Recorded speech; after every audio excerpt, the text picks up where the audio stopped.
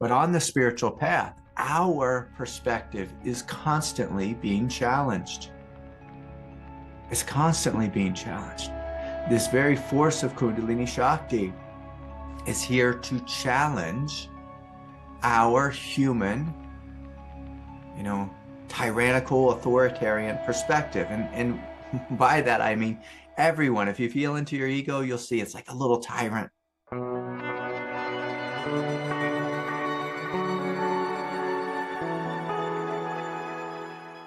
For most of us, we never question it. Now, of course, if you find yourself on the spiritual path, then you are here because you are looking for a greater reality, a greater perspective. And anytime we walk in the direction of God, we're walking in the direction of something greater. And maybe we're not interested in God. Maybe we're just a normal human being and we're in our egoic worldview. And then spontaneously, this Kundalini Shakti is coming into us and awakening something in us. And it's like, well, what is that? What is that? What is God doing? God is here expanding, blowing up, destroying our little human perspective. And if we look at the path, whether it's a path of psychological healing, what does psychological healing do? It destroys your human egoic perspective, the perspective of being a victim, or the perspective of being broken, or the perspective of being unworthy. If we're on a Tony Robbins self-help, path, again, like that path is going to destroy our limited perspective and move us into an unlimited perspective. If we're on this path of Kundalini Shakti, it's just like God is choosing to destroy our perspective and show us something greater. If we're a non-dual awakening person, it's like, okay, I'm sick of my own mind. I'm inviting the perspective of my mind to be destroyed and to open into something greater. Now, we just had this whole retreat focusing on spiritual empowerment. Spiritual empowerment arises when we choose to consciously embrace a higher perspective. But anytime we do that, our lower perspective is gonna be destroyed. Now, in the olden days, there was this astronomer, I want to call him astrologer, an astronomer named Copernicus. And he started to study the stars, and he came to realize that the whole world doesn't revolve around human beings, and Earth being the center. The world revolves around the sun. And the response to him at the time, the response from the religious leaders at the time who controlled the perspective, was one of repression, was one of fight. So in this case, the religious ones were showing up in the form of ego. And Copernicus was showing up with an openness saying, I'm wanting to discover something greater. Something greater. And I'm going to invite us just to look at how we relate to the world. And in this moment, I'm going to invite us to look at how we relate to these UFOs. Are they trying to change the name now? The UAPs, unidentified, I want to call it aerial phenomena, but I think it's unidentified, anomalous phenomena. But how does our ego relate to something new and wild that's coming to planet Earth? So most people, like I was speaking with my oldest daughter, and she was absolutely ignoring it. She's like, no, Dad, I don't want to talk about it. I'm not going to go there. And this is a really common thing within the ego psychology is I don't want to look at something I don't know, or I can't figure out, or I don't understand. I'm just going to focus on my little egoic reality. And I want to hold on and maintain. And my daughter, developmentally, I'm speaking about my oldest daughter. She's going off to graduate school. She wants to study business. She wants to be successful. This is her reality. I'm going to support her in that. But on the spiritual path, our realities are always being challenged. And if we want to have a healthy, efficient spiritual path, we open to the challenge, we let go of our old view, and we begin to investigate, we begin to question, we begin to open, we begin to see, what is this new thing that life is trying to show us? And from purely an evolutionary biological perspective, we're always evolving. Life is always evolving. It's always growing and expanding. If we could go back 400 years and tell people, try to explain to them, it's about a computer or an iPhone or the internet, it wouldn't make any sense. Wouldn't make any sense at all. Wouldn't make any sense. But there was once upon a time this great Christian master who also studied geology. And if I could remember his name, I think it's Pierre Teilhard Cardin or something like that. He was like an evolutionary biologist. And he started to have this view of a group mind here on planet Earth. He was given this vision. Sri Aurobindo, from this lineage that I'm in, was given this vision of a group mind, a group consciousness. And whether it was the recognition of what Jung discovered, the collective unconsciousness or the collective consciousness, or the realization, or the prophecies, say, of the internet,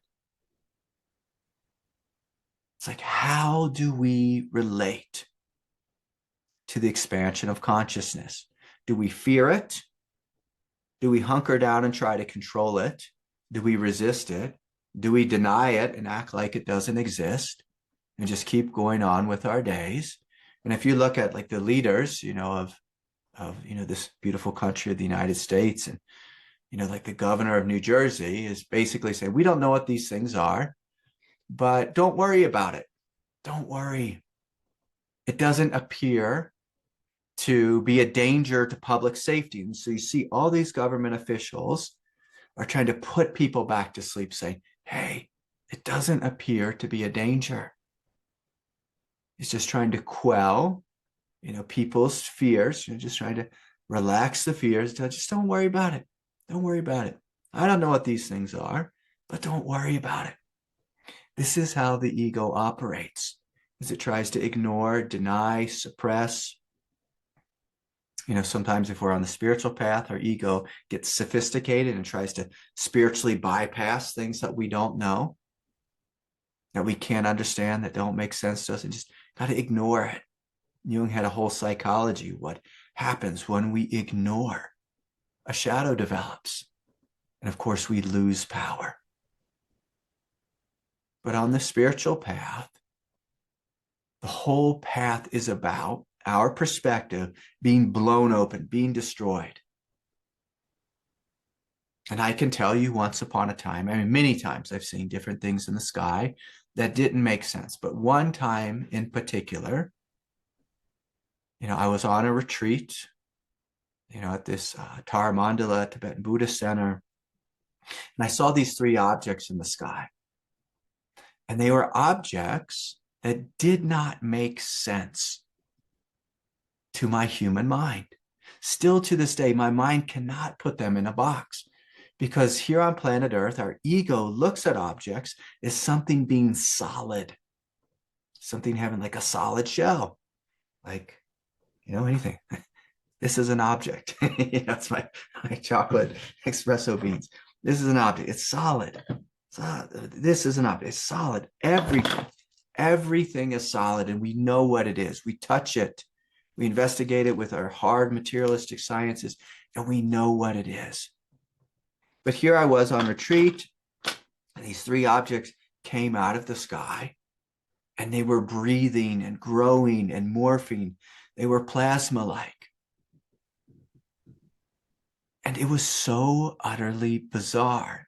My consciousness, my human consciousness, could not put it in a box and say, it's this thing. And here I was, there was a bunch of us on this retreat, and we all kind of stopped and were staring at these objects. And then come to later on, we found out everyone in the kitchen was outside staring at these objects. And down the road, there was these turkey hunters, just like good old boys. And they were staring at these objects through their rifle scopes and really checking these things out. And none of us could come to a conclusion of what this was. Even me saying right now, well, this thing was a UFO, it doesn't do it. And in the world of spiritual awakening, I want to clarify here, I'm not here today just to convince anyone of UFOs or alien invasions or any of that. But I want us just to acknowledge this model of the spiritual path, where we are born into a body, we are given an ego psychology that tries to make everything permanent and whole. And what you'll find with Kundalini Shakti is that this force of light will come into you and will light up new realms, new aspects of consciousness that your human self will not know what to do with, but your human self will certainly attempt to co-op and put it in a box of this is good or this is bad. This is frightening. This is unknown and I don't like it. And as spiritual beings, since the beginning of time,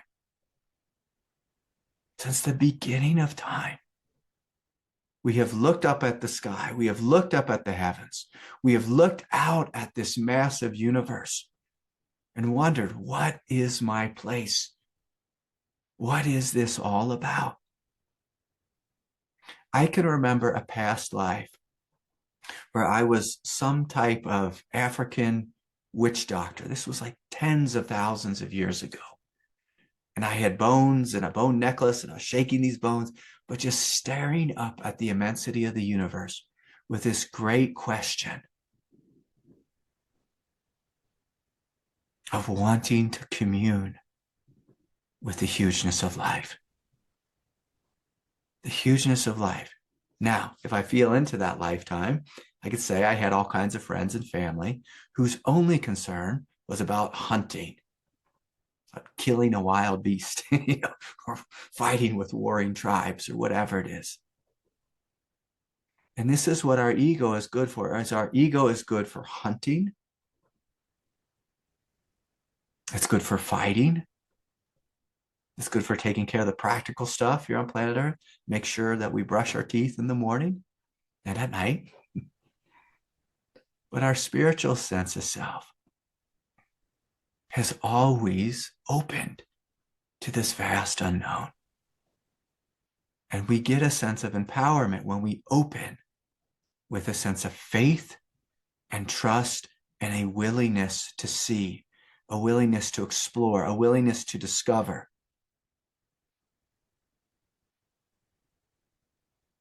A willingness to discover a greater perspective.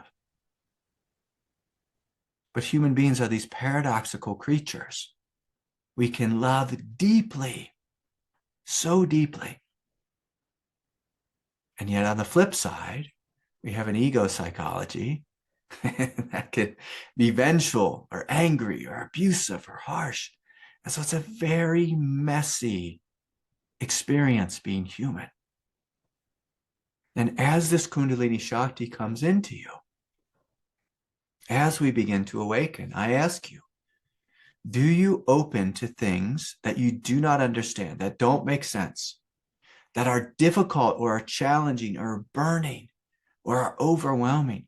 Do you open with a sense of faith and trust and a willingness to see what this is, to commune with what this is? Or do we run away in fear?